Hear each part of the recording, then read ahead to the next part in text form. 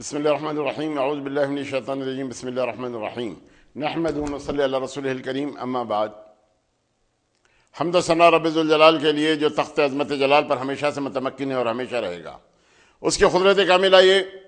کہ سمندروں میں مد و جزر کا پیدا کرنے والا، رات اور دن کا بنانے والا، خضا و قدر کا مالک و مختار ہے، عزت اور ذلت کا دینے والا وہی پروردگار ہے، زندگی اور موت اسی کے ہاتھ ہے۔ ہم اسی کی حمد و ستائش بیان کرتے ہیں، اسی کی بڑائی کے راگ الاپتے ہیں کہ اس خلاق اکبر نے جو عظیم احسان ہم پر کیا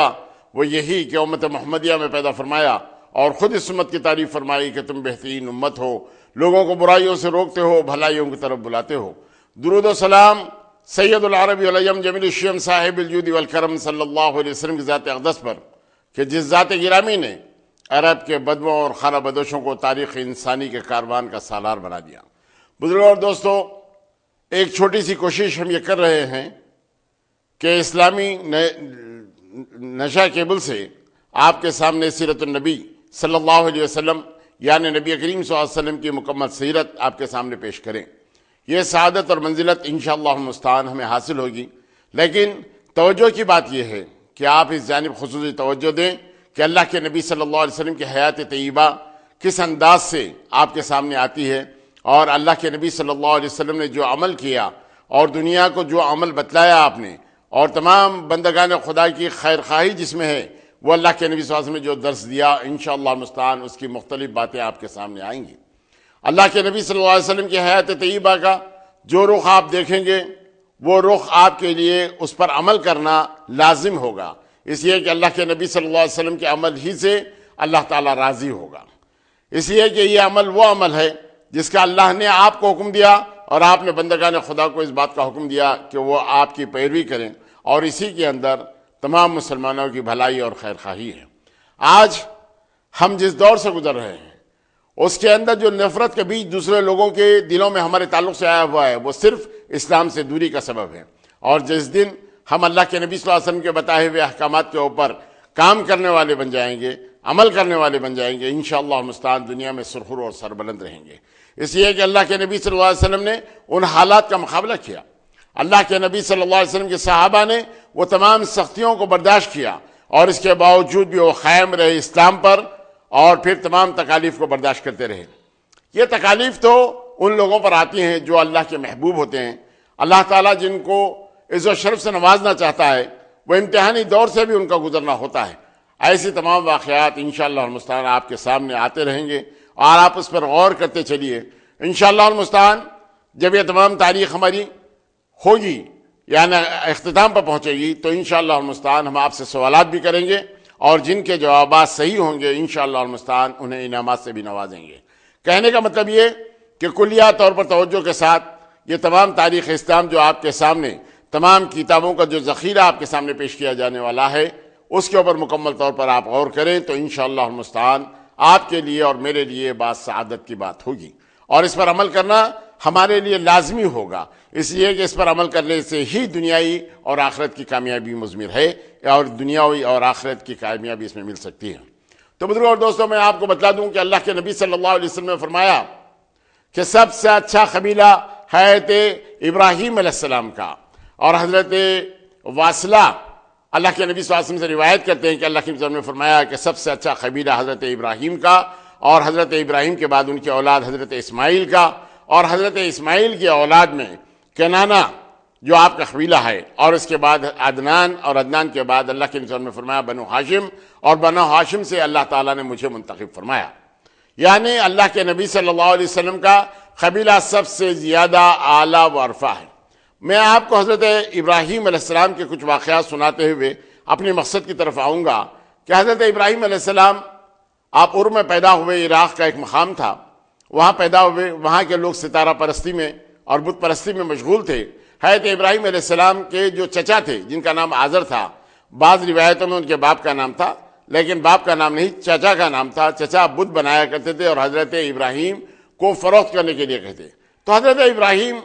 ان بتوں کو لیے ہوئے جاتے اور یہ کہتے کہ ایسے بت ہیں، ایسے خدا ہیں جو نہ نفع پہنچا سکتے ہیں نہ نقصان پہنچا سکتے ہیں، آپ ان کی کیا پیروی کریں گے؟ حضرت آزر نے کہا، یعنی آپ کے چچا نے کہا کہ اگر تم اسی انداز سے سارے لوگوں کو، سارے خداؤں کو، ہمارے بتوں کو اگر تم برا کہو گے تو میں تمہیں سنسار کر دوں گا اور تمہارے کو اپنے مقام سے نکال دوں گا۔ چنانچہ حضرت ابراہیم موحد اعظم تھے، انہوں نے ایک کام یہ کیا کہ جب تمام سارا گاؤں خوشیاں منانے کے لیے، عید منانے کے لیے باہر نکل گیا تو آپ بت کدے میں پہنچے اور تمام بتوں کو پاش کر دیا اور بڑا ہتھوڑا لے جا کر بڑے بت کے کاندھے پر آپ نے رکھ دیا۔ پھر لوگوں نے کہا ہو نہ ہو یہ حاضر کے بیٹے ابراہیم کام ہے۔ چنانچہ حضرت ابراہیم کو بلایا گیا اور ان سے پوچھا گیا کہ کیا تم نے ان تمام بتوں کو توڑا؟ تو انہوں نے کہا کہ بھئی یہ ہتھوڑا تو بڑے بت کے کاندھے پر رکھا ہوا ہے، آپ ان سے پوچھ لیجئے۔ تو ان لوگوں نے کہا کہ یہ تو کچھ کہہ نہیں سکتے۔ تو حضرت ابراہیم نے وہ نبوتی شان سے آپ نے کہا کہ جب کچھ کر نہیں سکتے، کہہ نہیں سکتے، تو پھر تمہارے معبود کیسے بن گئے، تمہارے خدا کیسے بن گئے؟ اس انداز سے آپ نے ان پر ایک ضرب لگائی۔ حاصل کلام یہ کہ آپ کو نمرود کے سامنے پیش کیا گیا۔ نمرود نے کہا تو خدا تو ہم بھی ہیں، تم کس خدا کی بات کرتے ہو؟ آپ نے فرمایا کہ میرا خدا تو وہ ہے جو زندوں کو مارتا ہے اور مردہ کو پھر زندہ کرتا ہے۔ تو کہا کہ یہ کام تو ہم بھی کرتے ہیں۔ آپ نے پوچھا وہ کیسے؟ کہا ایک بے گناہ کو قتل کرنے کے لیے بے گناہ قتل کر لیا گیا، اور ایک قتل کا جو امیدوار تھا اس کو آزاد کر دیا گیا۔ کہا کہ اسے ہم نے زندگی دی اور اس کو ہم نے موت دے دی، اس انداز سے۔ تو پھر حضرت ابراہیم نے کہا میرا پروردگار تو وہ ہے جو مشرق سے سورج نکالتا ہے، اور اگر تم خدا ہو تو مغرب سے سورج نکالو۔ اس کے بعد نمرود وہاں پر جواب دینے سے عاجز آ گیا، اور پھر اس کے بعد جب نمرود کے دربار میں جانے کا موقع ملا تو حضرت ابراہیم علیہ السلام نے بارگاہ خداوندی میں دعا کی۔ دعا یہ تھی کہ پروردگارا تم مرنے کے بعد زندہ کرتا ہے تو کس انداز سے زندہ کرتا ہے؟ سوال آیا، ندا آئی، کیا ابراہیم کیا اس معاملے میں تمہیں شک ہے؟ تو کہا کہ پروردگارا تیری خدائی پر کسی قسم کا کوئی شک نہیں ہے، تو جو چاہے کر سکتا ہے، یہ میرا یقین کامل ہے، لیکن میں اپنے دل کی مضبوطی کے لیے، میں اپنے دل کی تقویت کے لیے آپ سے پوچھنا چاہتا ہوں۔ اللہ کی طرف سے حکم ہوا کہ 4 پرندوں کو لے لو، انہیں اپنے سے مانوس کر دو، ان کو ذبح کر دو اور 4 پہاڑوں پر رکھو اور ان کا نام لے کر پکارو، وہ اڑتے ہوئے تمہارے پاس آ جائیں گے تو ہماری قدرت کاملہ تم کو نظر آئے گی۔ چنانچہ حضرت ابراہیم علیہ السلام نے یہ کام کیا، اور اس کے بعد جب پرندے اڑتے ہوئے آئے تو آپ کا دل بڑا مضبوط ہوا اور نمرود سے مقابلہ کرنے کے لیے پہنچے، اور وہاں انہوں نے کامیابی اس انداز سے حاصل کی۔ آخر کار آپ کو آگ میں ڈالنا طے پایا۔ پھر آگ میں ڈالیں تو کس انداز سے؟ آگ تو بہت زیادہ دہکائی گئی، ڈالنے کا طریقہ کیا ہے؟ پھر شیطان نے بتایا کہ گوپن کے ذریعے ان کو آگ میں پھینکا جائے۔ تو جس وقت آپ کو آگ میں پھینکا جانے والا تھا، اس وقت حضرت جبریل امین آپ کے پاس آئے اور کہا اے ابراہیم میں آپ کی کیا مدد کروں، کیا میں اپنے پروں کو پھیلا دوں؟ تو انہوں نے کہا کہ کیا یہ منظر پروردگار عالم نہیں دیکھ رہا ہے؟ کہا کہ دیکھ رہا ہے۔ تو کہا کہ میرا پروردگار میرے لیے کافی ہے۔ آپ نے جب یہ بات کہی تو اس کے بعد اللہ تعالیٰ نے حکم دیا اس آگ کو، اے آگ سلامتی کے ساتھ ابراہیم کے لیے ٹھنڈی ہو جا۔ علماء کرام نے یہاں بہت اچھے انداز سے اس بات کی صراحت کی ہے کہ اگر اللہ تعالیٰ اس آگ سے جو مخصوص بنائی گئی تھی اگر یہ حکم نہ دیتا تو دنیا کی ساری آگ کے اندر جلانے کی صلاحیت ختم ہو جاتی، اور پھر اللہ نے یہ فرمایا کہ سلامتی کے ساتھ، اگر لفظ سلامتی اگر استعمال نہ کیا جاتا تو وہ آگ برف بن جاتی اور حضرت ابراہیم کو نقصان پہنچاتی۔ چنانچہ جب آپ کو آگ میں ڈال دیا گیا، ڈھکیل دیا گیا، پھینک دیا گیا، تو اس وقت آپ آگ سے بہت آزادی کے ساتھ، آسانی کے ساتھ آپ وہاں سے نکل گئے، اس لیے کہ اللہ تعالیٰ نے اس آگ کو آپ کے لیے گلزار بنا دیا۔ یہ حضرت ابراہیم علیہ السلام کو پھر حکم ہوا، آزمائشوں کے دور سے حضرت ابراہیم گزرے، متعدد مرتبہ گزرے۔ آپ نے حضرت سارہ کو بچہ نہیں ہوا تھا، اور حضرت سارہ کو لے کر جب آپ مصر آئے تو مصر کے بادشاہ نے اپنی ایک بیٹی کو جن کا نام ہاجرہ تھا وہ آپ کے ساتھ کر دیا، اور حضرت ہاجرہ کو جب حضرت اسماعیل پیدا ہوئے تو حضرت سارہ نے حضرت ابراہیم علیہ السلام سے کہا کہ ان کو کسی اور مقام پر چھوڑ دو، یہ میرے ساتھ رہنے مت دو۔ تو چنانچہ حضرت ابراہیم اللہ کے حکم سے حضرت ابراہیم علیہ السلام اپنے بیٹے حضرت اسماعیل اور ان کی والدہ محترمہ یعنی حضرت اسماعیل کی والدہ حضرت بی بی ہاجرہ جو آپ کی زوج محترمہ تھیں، انہیں لیے ہوئے اس مقام پر جہاں اللہ نے آپ کو حکم دیا تھا کہ وادی غیر ذی زرع میں انہیں چھوڑاؤ۔ چنانچہ آپ اپنے بیٹے اور اپنی بیوی کو لیے ہوئے وادی غیر ذی زرع جہاں آج ہم خانہ کعبہ کو دیکھ رہے ہیں اس مقام پر لائے، اور اس مقام پر آپ نے چھوڑ دیا۔ کچھ کھانے کے لیے عذوقہ تھا، کچھ کھجوریں تھیں، چھاگل میں کچھ پانی تھا۔ حضرت ابراہیم جب اپنے اونٹ کو پلٹائے ہوئے جانے کے لیے تمام تیار ہو گئے تو اس وقت حضرت بی بی ہاجرہ نے آپ کے اونٹ کو روکتے ہوئے پوچھا اے ابراہیم اس وادی غیر ذی زرع میں جہاں نہ آدم ہے، نہ آدم زاد، نہ چرند، نہ پرند، آپ کس کے حوالے میں یہاں چھوڑے جاتے ہو؟ آپ نے فرمایا کہ اللہ کے حوالے، اللہ کے حکم سے۔ تو کہا کہ جاؤ، اللہ ہمارا کارساز ہے، اللہ ہمارا نگہبان ہے، وہ ہمیں ضائع نہیں کرے گا۔ اس لیے کہ حضرت بی بی ہاجرہ کا جو مقام اور مرتبہ ہے دوستو، میں آپ کو بتلا دوں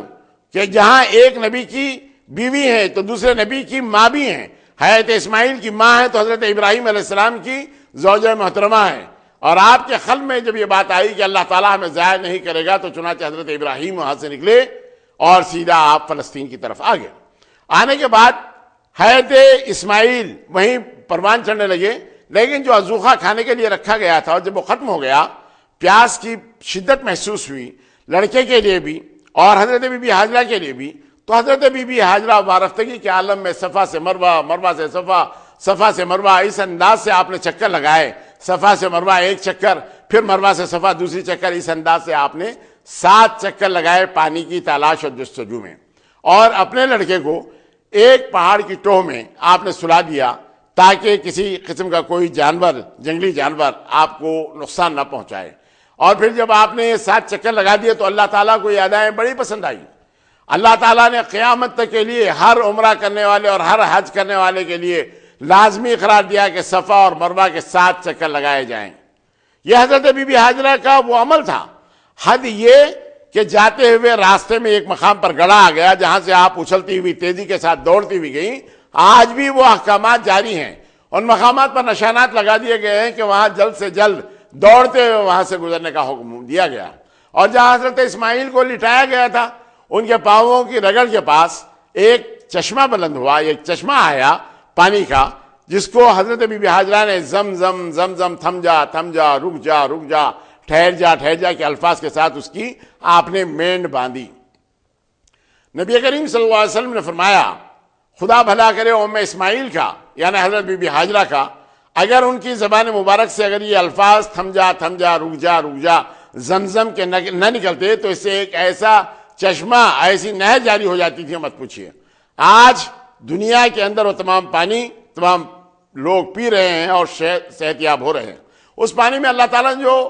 قدرت رکھی ہے، یعنی اس کے اندر جو برکتیں رکھی ہیں، یعنی وہ غذائی کام کرنے والا، بیماریوں میں شفا دینے والا۔ اللہ کے نبی صلی اللہ علیہ وسلم نے فرمایا کہ اگر پیٹ بھر پانی زمزم کا پی کر اگر کوئی بارگاہ خداوندی میں اگر کوئی دعا کرتا ہے تو اللہ تعالیٰ اس کے جسم سے جتنی بیماریاں ہیں وہ ساری کی ساری ختم کر دیتا ہے۔ چنانچہ حضرت ابو ذر غفاری رضی اللہ تعالیٰ جب اللہ کے نبی صلی اللہ علیہ وسلم سے ملنے کے لیے آئے تو کھانے پینے کے لیے کوئی معاملہ نہیں تھا آپ کا، آپ خانہ کعبہ میں پڑے رہے، لیکن صرف زمزم کے پانی سے آپ استفادہ حاصل کرتے رہے، پیتے رہے، اس لیے کہ اس میں غذائیت بھی موجود ہے۔ آج کے تمام سائنسدان اس پانی کے اوپر تجربہ کرنے کے بعد پریشان اس بات سے ہیں کہ اگر برسوں بھی یہ پانی رکھا جائے تو اس کے اندر نہ بو پیدا ہوتی ہے، نہ تو اس کے اندر کیڑے پڑتے ہیں، نہ تو یہ پانی خراب ہوتا ہے۔ اس کے اندر اللہ تعالیٰ نے ایسے بات رکھ چھوڑی ہے۔ تو بزرگوں اور دوستو، وہ زمزم نکلنے کے بعد قبیلہ بنو جرہم کے لوگ آئے اور ان لوگوں نے اجازت چاہی کہ ہم یہاں پر رہ جائیں گے حضرت بی بی ہاجرہ سے۔ حضرت بی بی ہاجرہ کو بھی اس بات کی ضرورت تھی کہ آپ وہاں پر یعنی لوگ اگر بسنا چاہتے ہیں تو بسے، تو کوئی معاملہ ایسا ہو سکتا ہے کہ ان سے کسی قسم کی کوئی بات ہو سکتی ہے، چنانچہ ان کی جو تنہائی ہے وہ تنہائی ختم ہو سکتی ہے۔ اور جب حضرت اسماعیل کی عمر 12 سال ہوئی تو اس وقت حضرت ابراہیم علیہ السلام پھر آئے اور انہوں نے اپنا خواب اپنے بیٹے سے بیان کیا کہ بیٹا میں اللہ کی راہ میں تمہیں ذبح کر رہا ہوں۔ سعادت مند بیٹے نے جواب دیا کہ ابا جان وہ کام کر گزریے جس کا اللہ نے آپ کو حکم دیا ہے، یعنی مجھے آپ صابروں میں پائیں گے اور آپ کسی قسم کی کوئی فکر مت کیجیے۔ تو دونوں باپ بیٹے اپنے مقصد کے لیے، ایک ذبح ہونے کے لیے، ایک ذبح کرنے کے لیے تیار ہوئے، اور وہ مینا کے اس مقام پر جو آج ذبیح کا مقام رکھا گیا ہے، جہاں ذبیحہ ہوتا ہے تو ہم حاجی جہاں پر کرتے ہیں، اس مقام پر حضرت اسماعیل علیہ السلام کو لیے ہوئے حضرت ابراہیم چلے تو شیطان نے 3 مرتبہ 3 جگہ 3 شیطانوں نے آپ کو بہکانے کی کوشش کی، جسے ہم آج پتھر مارتے ہیں۔ تو اس مقام پر لے جانے کے بعد بیٹے نے باپ سے کہا کہ کہیں ایسا نہ ہو کہ محبت غالب آ جائے بیٹے کی اور آپ کے قدم کہیں لرز نہ جائیں، اس لیے آپ اپنے آنکھوں پر پٹی باندھ لیجئے اور اس کے بعد آپ ذبح مجھے کر دیجئے۔ بیٹے کی بات کو، بیٹے کے مشورے کو باپ نے قبول کیا اور اپنے آنکھوں پر پٹی باندھتے ہوئے بسم اللہ اللہ اکبر کے ساتھ آپ نے چھری چلا دی۔ آسمان کے فرشتے، چرند پرند سارے کے سارے محو حیرت ہیں کہ آخر یہ کام کیا ہو رہا ہے، یہ اللہ کی رضا کے لیے کیا کام کیا جا رہا ہے۔ نتیجہ دوستو یہ نکلا کہ اللہ تعالیٰ کو یہ ادائے حضرت ابراہیم علیہ السلام کی ایسی پسند آئی کہ جنت سے آپ نے ایک دمبا بھیجا اور حضرت ابراہیم کے چاقو اس دمبے پر چلی اور حضرت اسماعیل علیہ السلام کو بچا لیا گیا۔ آج ہم جو عید قربان مناتے ہیں، قربانی کی جو عید مناتے ہیں، جانوروں کو ذبح کرتے ہیں، وہ حضرت ابراہیم کا وہ عمل ہے جس کے اوپر ہم قیامت تک انشاءاللہ المستعان نبی کریم صلی اللہ علیہ وسلم کے تمام امتی اس پر کاربند رہیں گے، اور وہ کرتے ہوئے قربانی قرب ربانی حاصل کریں گے، اللہ کا قرب حاصل کریں گے۔ اس لیے کہ اللہ کے نبی صلی اللہ علیہ وسلم نے فرمایا کہ تمہارا گوشت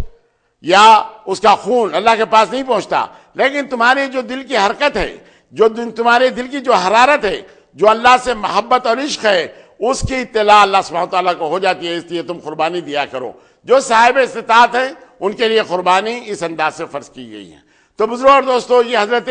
ابراہیم علیہ السلام پھر اس کے بعد یہاں سے واپس جاتے ہیں، اور پھر اس وقت آتے ہیں جب حضرت اسماعیل کی عمر 30 سال ہو گئی، اور 30 سال کے بعد دوران میں پھر آپ ایک دو مرتبہ آتے ہیں، لیکن اس وقت حضرت اسماعیل علیہ السلام سے ملاقات نہیں ہوتی، حضرت بی بی ہاجرہ بھی گزر گئی ہوتی ہیں، اور پھر آپ کی زوج محترمہ حضرت اسماعیل کی زوج محترمہ سے سوال کرتے ہیں کہ دن زندگی کے کیسے گزر رہے ہیں۔ بی بی محترمہ کہتی ہیں کبھی فاقے ہو جاتے ہیں، کبھی کھا لیتے ہیں، تو یہ نبوت کے شان کے خلاف میں ہے۔ تو کہا کہ اسماعیل آنے کے بعد کہنا کہ گھر کی دہلیز بدل دے۔ تو چنانچہ حضرت اسماعیل سمجھ گئے کہ باپ ان سے ناراض ہیں، اسی لیے اس بیوی کو آپ نے طلاق دے دی، اور اس کے بعد انہوں نے دوسری شادی کی، اور دوسری شادی جب کرنے کے بعد پھر جب گزر ہوا، حضرت اسماعیل سے ملاقات نہیں ہوئی، لیکن ان سے جب پوچھا گیا تو انہوں نے بڑے شکر گزاری کے الفاظ استعمال کیے۔ تو باپ نے کہا کہ اسماعیل آنے کے بعد آپ ان سے کہہ دیجئے کہ گھر کی دہلیز بہت اچھی ہے، اسی کو قائم رکھو، اسی کو رہنے دو۔ چنانچہ آپ چلے گئے، اور جب 30 سال کی عمر ہوئی پھر حضرت ابراہیم آئے حضرت اسماعیل علیہ السلام سے ملنے کے لیے،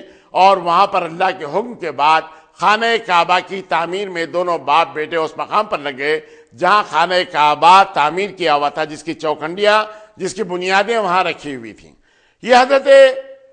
کعبۃ اللہ کی جو تعمیر ہوئی ہے وہ جملہ آج کے موقف میں 10 مرتبہ ہوئی ہے۔ پہلی بات یہ ہے کہ حضرت ملائکہ نے کیا، اور اس مقام پر کیا جو بیت العزت بیت معمور کے نیچے ہے، اسی مقام کے اوپر جبریل امین نے بتلایا۔ حضرت آدم علیہ السلام نے کیا، حضرت شیس علیہ السلام نے کیا، حضرت ابراہیم علیہ السلام نے کیا، اور اس کے بعد حضرت عمالقہ نے کیا، اور بنو جرہم نے کیا، قریش نے کیا، اور قریش کے بعد عبداللہ بن زبیر نے کیا، حجاج ابن یوسف نے کیا۔ آج جو موجودہ طور پر جو خانہ کعبہ ہم دیکھ رہے ہیں وہ سلطان مراد کی تعمیر کردہ، یعنی اور 9 سال کے بعد اور 6 سال کے بعد اس کے 400 سال مکمل ہو جائیں گے، یعنی 1039 ہجری کے اندر وہ خانہ کعبہ آج جو موجود ہے وہ اس کی تعمیر ہوئی تھی سلطان مراد کے ہاتھ پر۔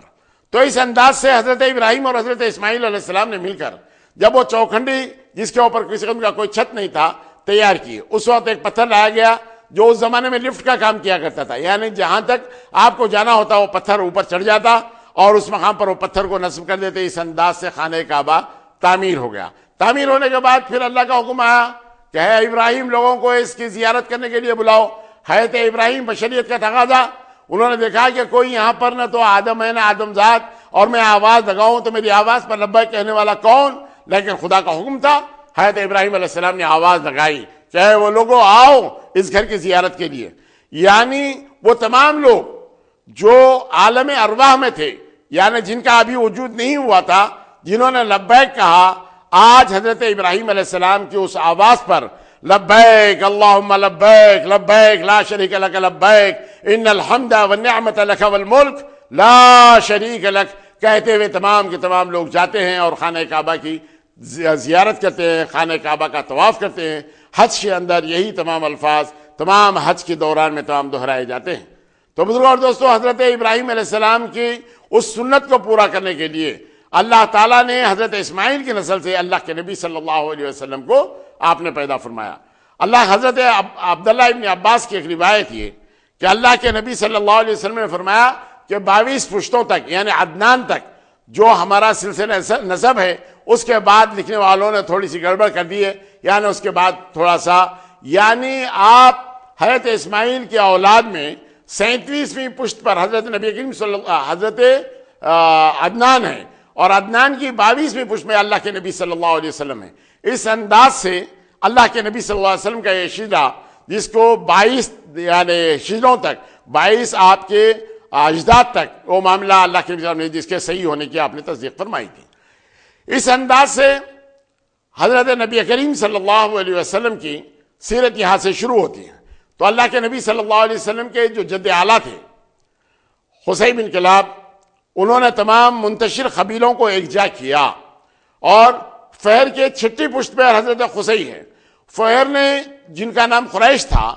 اور قریش کے معنی تجارت کرنے والے کے، اور ایک ویل مچھی کا نام بھی قریش ہے، اس انداز سے حضرت قریش، حضرت فہر نے تمام لوگوں کو جمع کیا، اور پھر اس کے بعد یہ تمام بڑے منکسر المزاج تھے، سخی تھے، اور اس زمانے کے اندر بہت زیادہ سخاوت کرتے، حاجت مندوں کی تمام حاجت روائی کرتے تھے، اور ان کو بڑی عز و شرف سے اللہ تعالیٰ نے نوازا تھا۔ ان کے چھٹی پشت پر جب حضرت قصی بن کلاب پیدا ہوئے تو ان کے 3 بیٹے تھے، ایک کا نام تھا عبد الدار، ایک کا نام تھا عبد مناف، ایک کا نام تھا عبد العزا۔ عبد مناف جو تھے وہ بطحا کے چاند کہلاتے تھے، یعنی اتنے خوبصورت تھے کہ مت پوچھیے، تو ان کو بطحا کا چاند کہا کرتے تھے، قمر البطحا یہ کہا کرتے تھے۔ یہ اللہ کے نبی صلی اللہ علیہ وسلم کے جد اعلیٰ ہیں۔ انہی کے بیٹے ہیں حضرت ہاشم، اور ہاشم کے بیٹے ہیں حضرت عبد المطلب، اور عبد المطلب کے بیٹے ہیں حضرت عبداللہ، اور حضرت عبداللہ کے بیٹے ہیں نبی کریم صلی اللہ علیہ وسلم، محمد صلی اللہ علیہ وسلم۔ یہ بات ہوئی۔ اب یہاں معاملہ یہ ہوا کہ قصی نے تمام لوگوں کو جب جمع کیا تو اس وقت حمیری ایک بادشاہ تھا، وہ بادشاہ چاہتا یہ تھا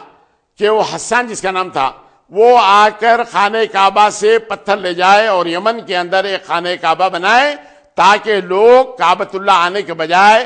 یمن جائے اور یمن کے اندر ہی اس کا طواف کریں اور یہ کریں۔ لیکن اس وقت قصی نے بڑے تمام قبائل کو جمع کرتے ہوئے ان سے ایسا مقابلہ کیا کہ ان کو گرفتار کیا، شکست فاش دی، اور اس کے بعد گرفتار کیا۔ گرفتار کرنے کے بعد 3 سال تک انہیں قید رکھا۔ اس کے بعد وہ فدیہ دیتے ہوئے، وہ آزادی حاصل کرتے ہوئے وہ اپنے مقام پر چلا گیا، اور اس کے بعد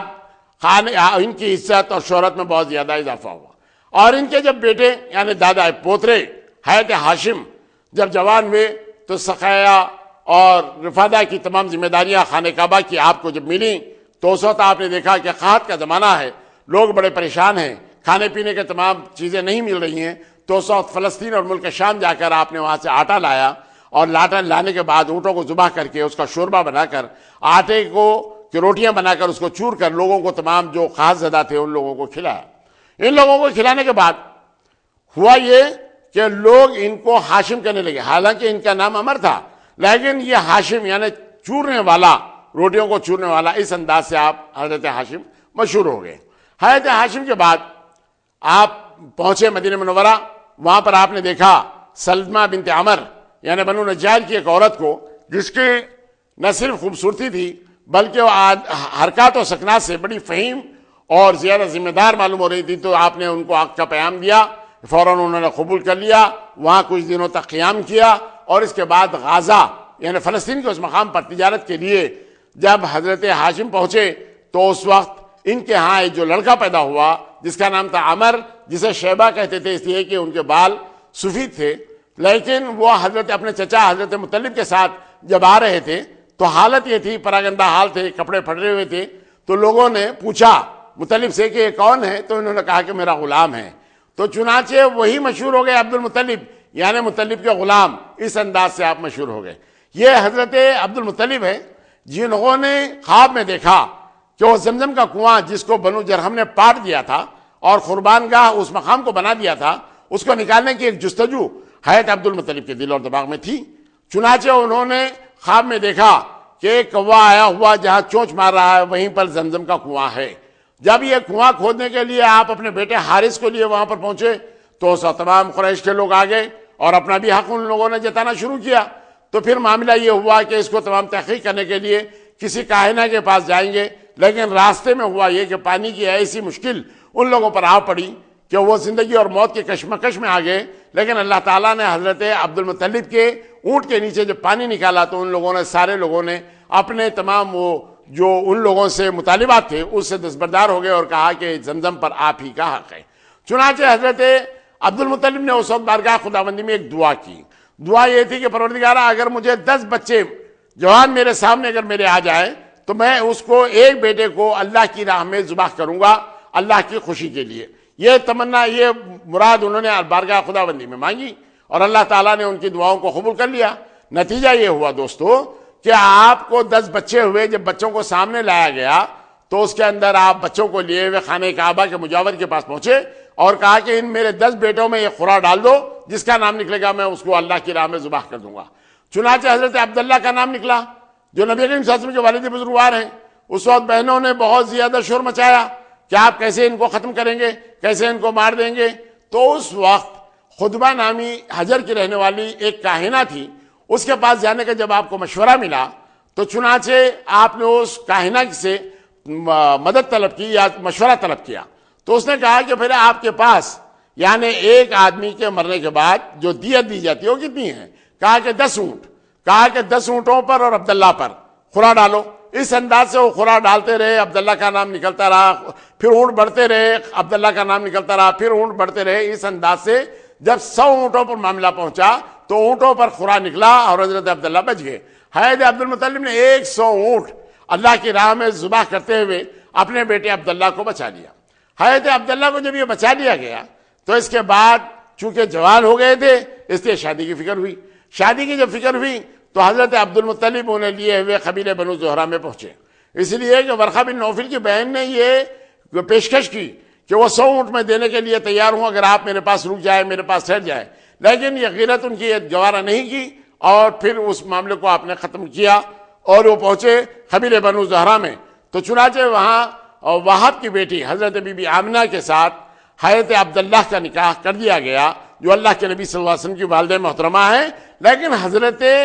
عبدالمطلب نے ایک کام اور یہ کیا کہ وہیب کی ایک بیٹی ان سے آپ نے عہد کیا جس سے حضرت حمزہ پیدا ہوتے ہیں جن کا نام حالہ تھا.